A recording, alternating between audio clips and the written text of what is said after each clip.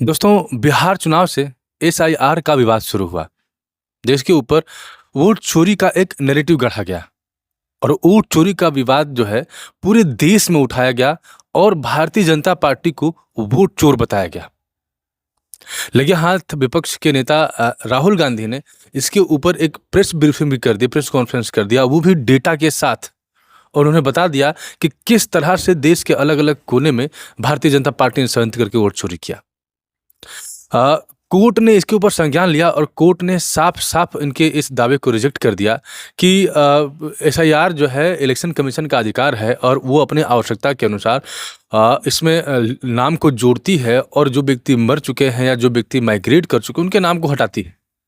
तो ये उनका अधिकार क्षेत्र है और इसके ऊपर कोई अड़चन नहीं लगा सकता है। लेकिन साथ-साथ उसने इलेक्शन कमीशन को ये निर्देश भी दे दिया कि अगर आप कोई नाम हटा रहे हैं या कोई नाम हटाया गया है, तो अपने वेबसाइट पे उसका विवरण भी आपको देना पड़ेगा कि किन कारणों से किसी व्यक्ति का नाम वोटर लिस्ट से हटा है। लेकिन जो सबसे अहम बात है, वो ये है कि जिस डेटा के ऊपर राहुल गांधी ने पूरे कॉन्फिडेंस के साथ ये आरोप लगा दिया कि किस तरह से वोट चोरी हुई है, वो डेटा सीएसडीएस का था। ये वो ऑर्गेनाइजेशन है जो चुनाव के समय प्री इलेक्शन या पोस्ट इलेक्शन पर रिसर्च करती है और अलग-अलग जगह से डेटा कलेक्ट करती है। अब इस पूरे मामले ने जब तूल पकड़ा तो सीएसडीएस ने जो पुराना ट्वीट था उनका ट्विटर पे, जिसमें उन्होंने ये बताया था कि किस तरह से वोटों की गड़बड़ी का मामला सामने आया है उनके डेटा के मुताबिक। तो उन्होंने पहले अपने ट्वीट को डिलीट कर दिया और माफ़ी माँग ली कि उनका जो डेटा कलेक्शन था उसमें किसी एक कॉलम को गलत तरीके से इंटरप्रेट कर दिया गया। ये ठीक वैसे ही है जैसे कि अगर मान लो कि एक कमरे में 9 लोग हैं, जिसमें 1 महिला है और 8 पुरुष हैं। वो एक महिला 9 महीने की गर्भवती है। तो अगर आप डेटा देंगे, स्टैटिस्टिक्स की बात करेंगे तो एवरेज आएगा कि हर व्यक्ति 1 महीने का प्रेग्नेंट है। तो ये होता है आंकड़ों का खेल कि जो आंकड़े होते हैं उसको आप इंटरप्रेट अपने हिसाब से करते हैं, लेकिन सच कुछ और होता है। तो ठीक उसी तरह से अब जिस डेटा के आधार पर उन्होंने प्रेस ब्रीफिंग कर डाली, चोरी का आरोप लगा दिया, उस कंपनी ने ही अपने डेटा के इंटरप्रिटेशन को गलत बता दिया। ये बता दिया कि नहीं, उस एक कॉलम का इंटरप्रिटेशन गलत हो गया था, उससे मतलब गलत निकाला गया और उन्होंने अपने पुराने ट्वीट को भी जाके वहाँ पर डिलीट कर दिया, माफ़ी माँग ली। बहरहाल उस कंपनी के ऊपर लीगल कार्रवाई की तैयारियाँ चल रही हैं। अब देखना ये होगा कि किस तरह की कार्रवाई, किस तरह का एक्शन उनके ऊपर लिया जाता है। ये भी मामला चल रहा है कि अगर इस तरह की कार्रवाई उनके ऊपर होती है, तो एक तरह से जो उसी जो संगठन होते हैं, जो इसके ऊपर रिसर्च करते हैं, उनके ऊपर जो है एक अंकुश लगेगा और रिसर्च वर्क जो है वो प्रभावित होगा। तो हो सकता है कि कोई मॉडरेट एक्शन हो सकता है कोई एक्शन ना हो, लेकिन जिस इन्फेक्टेड या जिस गलत डेटा के आधार पर राहुल गांधी ने पूरी प्रेस ब्रीफिंग कर डाली, उसका तो पूरा एकदम भांडा फूट गया। क्योंकि जिस डेटा को वो ऑथेंटिक मान के वो चोरी का आरोप लगा रहे थे, उस डेटा को ही डिलीट कर दिया गया और वो डेटा ही करप्ट था। अब दूसरी बात ये है कि बिहार चुनाव में लगभग सारी पार्टियों ने, भारतीय जनता पार्टी तो चूंकि सत्ता में है, उसके अलावा सारी पार्टियों ने एक सुर में ये आरोप लगा दिया कि हाँ, वोट चोरी हुई है। बहरहाल विशेष पुनरीक्षण गहन यानी एसआईआर के आधार पर जो सूची जारी की गई मतदाताओं की, उसमें 35 दिन का समय इलेक्शन कमीशन के द्वारा दिया गया और ये कहा गया कि इस 35 दिन के अंदर अगर आपको लगता है कि किसी नाम को जो हटाया गया है वो गलत है, किसी नाम को जोड़ा गया है वो गलत है, तो उसमें आप अपनी आपत्ति दर्ज करा सकते हैं। लेकिन उस आपत्ति के साथ साथ आपको साक्ष्य देना है और आपको सेल्फ डिक्लेयर्ड हलफनामा भी देना है, क्योंकि कोई भी बात आप ऐसे गैर जिम्मेदार तरीके से नहीं कह सकते हैं।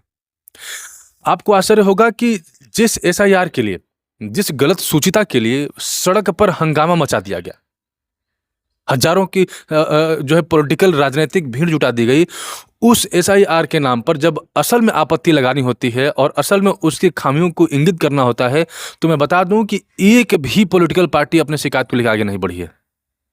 और खास तौर से जो राहुल गांधी प्रेस ब्रीफिंग में पूरे डेटा के साथ बोल रहे थे, उनको अभी तक एक भी नाम ऐसा नहीं मिल पाया है जिस पे वो आपत्ति लगा सकें और जिसको ये कह सकें कि नहीं, ये नाम गलत तरीके से हटा है। तो ये तो सीधा-सीधा इसी बात को दर्शाता है कि जब आपको सड़क पर हंगामा करना है, तो एक फर्जी डेटा लेके आप एक नैरेटिव क्रिएट करते हैं, लेकिन जब असल में आम आदमी के लड़ना है, हो सकता है कि जो डेटा जो इलेक्शन कमीशन ने डिक्लेयर किया है, उसमें भी अभी भी कुछ त्रुटियाँ हो सकता है कुछ लोगों का नाम छूटा हो।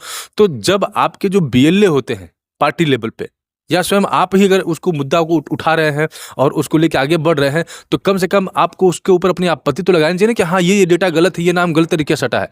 अभी तक 27 दिन बीत चुका है, कोई पार्टी आगे नहीं बढ़ी है।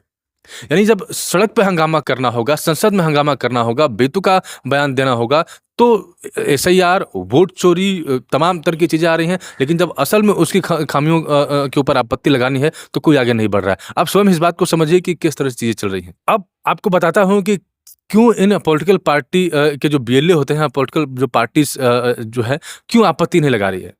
इसके पीछे कारण यह है कि दो धाराएं हैं। एक धारा 183 और एक है 227।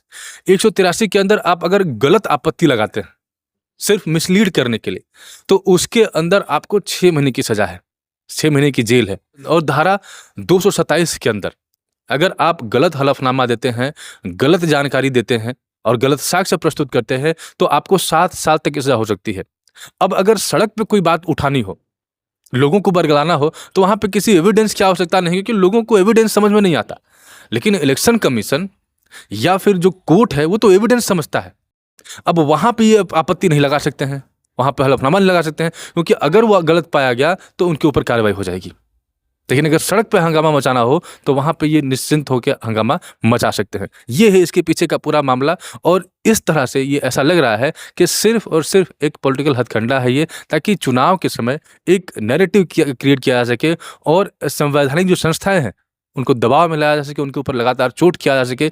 जब बैलेट से चुनाव होते थे, तब भी आरोप लगते थे कि कहीं पे बक्सा चोरी हो गया, तो कहीं पे वोट चोरी हो गया।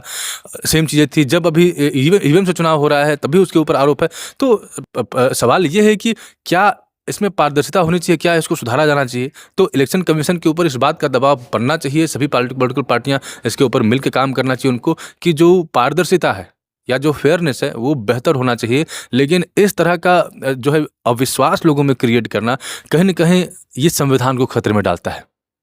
अभी मैं एक रिपोर्ट पढ़ रहा था, उसमें ये बताया गया कि जो यूपीए का जो पिछला कार्यकाल था, उसमें 10 साल के कार्यकाल में 12,000 सिटीजन चार्जेस लगाए गए अलग अलग नेताओं पे और अलग अलग सामाजिक कार्यकर्ताओं के ऊपर। समझिए, 12,000 सिटीजन के चार्जेस, और उसमें जो मैक्सिमम जो चार्जेस थे, मतलब 95% चार्जेस वो फेक थे। किसी ने तब के गृह मंत्री से कोई प्रश्न पूछ लिया इसके बारे में, तो उन्होंने कहा कि जिनके ऊपर ये मुकदमा है वो सारे एंटी नेशनलिस्ट हैं। तो समझिए बात को कि क्या तब संविधान खतरे में नहीं था? ये बंगाल की घटना थी। एक केमिस्ट्री के एक प्रोफेसर थे, उन्होंने ममता बनर्जी का एक कार्टून बना दिया और उसके चार्ज में उनको जो है 11 साल तक जेल में रखा गया। बाद में वो बरी हुए, वो बाहर आए। कोई बहुत संगीन मामला नहीं था, लेकिन जिन धाराओं के अंदर उनको गिरफ्तार किया गया था उसमें बेल नहीं होती, उसमें तमाम चीजें। 11 साल तक केमिस्ट्री प्रोफेसर जेल में रहे, तब भी संविधान खतरे में नहीं आया।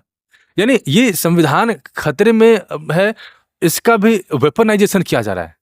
और सिर्फ कोर्ट को कभी कटघरे में खड़ा कर दिया जाता है, कभी इलेक्शन कमीशन को कटघरे में खड़ा कर दिया जाता है, कभी तमाम तरह की चीज़ें चलती हैं। जब एविडेंस आप लेके कोर्ट में जा सकते हैं, जो एविडेंस आप समझ रहे हैं कि नहीं ये ओरिजिनल प्रूफ है, तो उसके बेसिस पे बहुत सारी चीज़ें हो सकती हैं। जो एक कोर्ट है वो संविधान का कस्टोडियन है, यानी अगर संवैधानिक रूप से कहीं भी कोई गलती होती है तो ये कोर्ट की जिम्मेदारी होती है कि उस त्रुटि को दूर करे, उसके ऊपर फैसला ले, उसके ऊपर न्याय करे।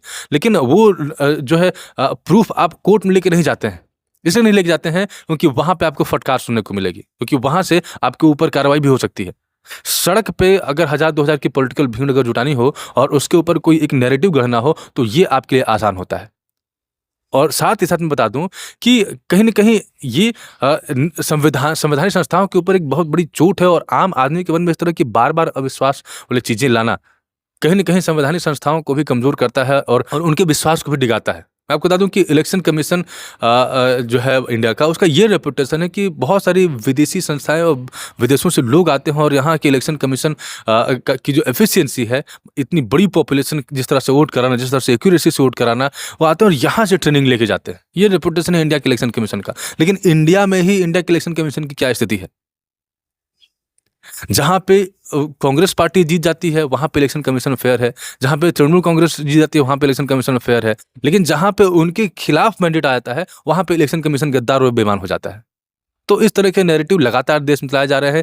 आम आदमी के तौर पे आपको इस बात को समझना होगा कि जब तक पूरी प्रक्रिया आपके सामने ना आ जाए, पूरी जानकारी आपके सामने आ जाए, इन पॉलिटिकल नेताओं से, इनके प्रेस ब्रीफिंग से तो आपको ज़रा सा भी कोई इन्फॉर्मेशन नहीं लेना है।